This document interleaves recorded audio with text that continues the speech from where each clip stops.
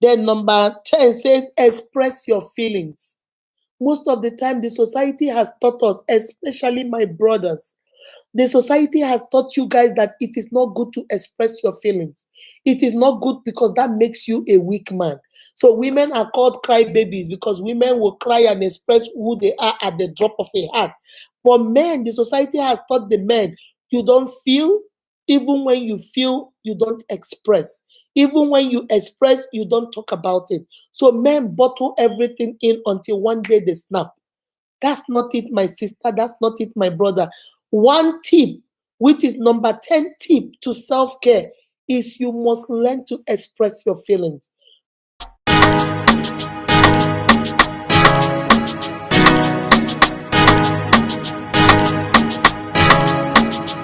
Live from Atlanta, Georgia.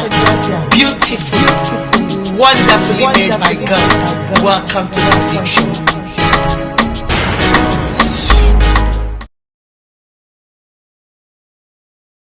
When you are sad, express your sad.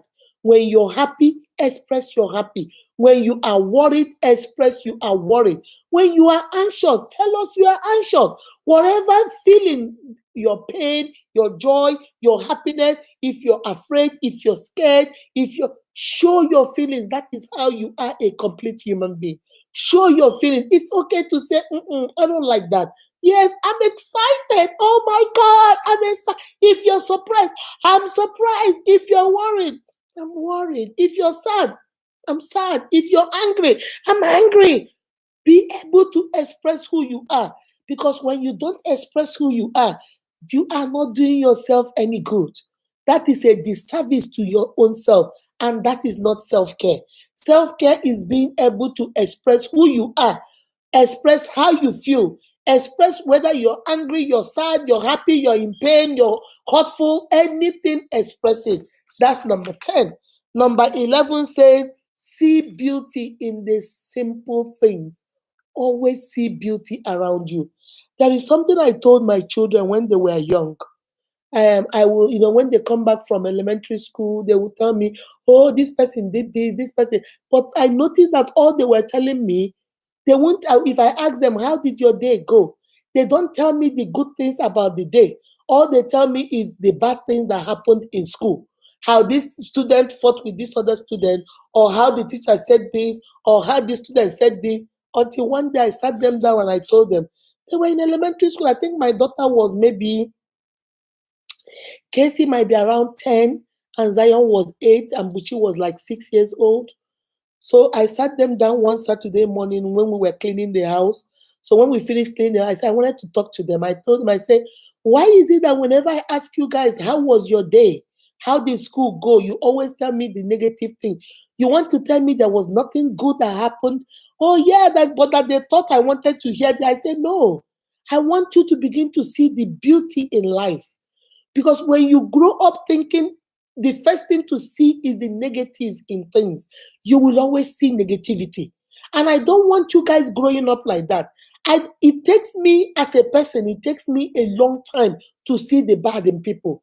Because I was taught as a little girl to always see the best in people. Even when we come and tell my father something like, oh, this person did, my father will say, how do you know? Don't be jealous. My father made us feel like if you say something negative about somebody, you are jealous of that person. My father would say, don't be jealous. Like, there was one of my cousins who bought a car, but he was young, he was in college.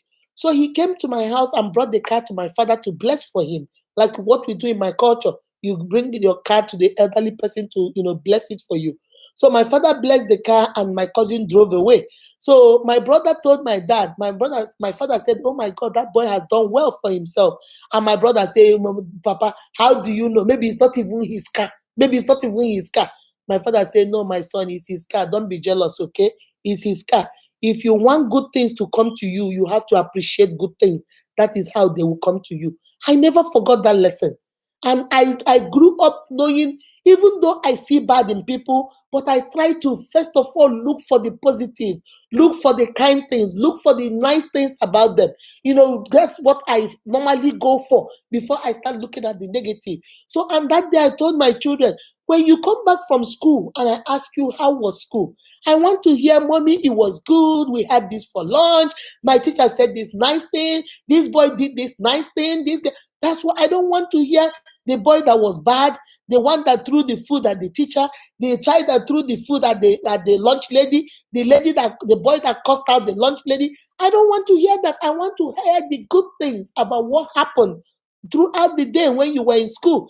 And my children learned that. So whenever I ask them, how is school? What happened? They will tell me the nice things. And then if I want to know the bad things, I will now ask, oh, did anybody act up? Then they will not tell me. But normally, the first thing they do is to tell me the good things. So that's what I come to you today also to teach you guys. See the beauty in things. Don't always see negativity. If somebody steps in, oh, that girl's dress is so nice on her. Oh my God, that is a pretty color. Oh no, that's not what you see. Immediately she steps in, what is she wearing? She's too fat. That doesn't look good on her. Look at her hair. Her makeup is even messed up. My sister, my brother, what do you gain? From the time that lady doesn't even know you were talking about her, right from the time she stepped in, you have criticized from her head to her feet, her nose, her teeth. Look at how her nose is. Look at her lips is even bent. Her eyes is bent. Her mascara wasn't done right. My sister, what are you, FBI? My sister, what are you? Are you an FBI agent? Are you sent to diagnose this woman or this man? See the beauty in life. That is self-care. When you see things that are beautiful, when you see the beauty of things around you, these simple things. Oh my God, that haircut looks good on you. Oh, your glasses is so beautiful. Oh my God, is that earring a set? That is so nice. Find something positive and nice to say about people. Don't always go for the worst in them. That's the first thing you see. Try to overlook the worst in them. You don't want people to always see the worst in you. We are not perfect. You don't want people to always go for the worst in you. You wouldn't like that. Don't do that to others. Always try to see the beauty in simple things around you. That is number 11, self-care. Number 12 says, be assertive and bold in public. Say what you mean and mean what you say. Be bold. Boldness is not something that is given. It's like a muscle. You have to, you see, if you want to use the muscle of your hand, you keep practicing and the muscle gets stronger. Being bold is like a muscle. The more you use it, you get used to it, the more that muscle grows, the more that muscle develops, the stronger that muscle becomes. Initially, you might be scared to be bold, to be assertive, to say what you say you mean or mean what you say. But if it's a muscle, you keep practicing, you keep using it, you are not going to be rude. Don't be rude. Because some people will say, oh, I was trying to be assertive, I was trying to be bold. And they are outright being derogatory, insulting people. No, that is not being bold. That is being rude. There's a difference between being bold and being rude. You are not going to talk to people, be rude to them, say all kinds of things, curse them out and say, oh, I was bold. No, that's not being bold, sister. That's being rude. Being bold is saying what you want to say, making your point without insulting anybody, saying exactly what you mean, meaning exactly what you say. Being assertive, saying what you want to say, conveying your information, your communication, whatever you want to convey, you convey it in a nice way and say exactly what you mean and stand by what you're saying. All right? Be assertive, be bold. If you want to love yourself, don't let people trample on you. Don't let people use you. If you leave human beings, I'm telling you, they will use you like a doormat. If they do today, you don't say nothing. They do tomorrow, you don't say. Now everybody will be trampling on you. Everybody will be just wiping their feet on you like a doormat. No. Be able to say, no, I don't want that. Don't do that to me. Don't say those things to me. Don't call me by names that are not my name. That's not what my mother called me. My mother called me Akudo. And if you cannot address me as Akudo, then it would be better for you not to talk to me. If you want to talk to me, then lower your voice and don't yell at me. Don't yell at me. I'm not your child. Talk to me like an adult. Respect me. My name is Akudo. Call me by my name. If you're going to call me every other letter from the alphabet without my name, then I'm not going to answer to you. That's being assertive. That's being bold. Knowing who you are, knowing your worth, and not letting people dump on you, drag on you, mess you up just because you're trying to be nice or you want to belong. Any group that you need to belong and you need to sacrifice who you are to belong, that group is not for you, sister. Let me say it again. Any group or any clique or any friendship or any relationship that you need to belong to, that you have to sacrifice who you are to be a member of that group is not for you. It's not good for you.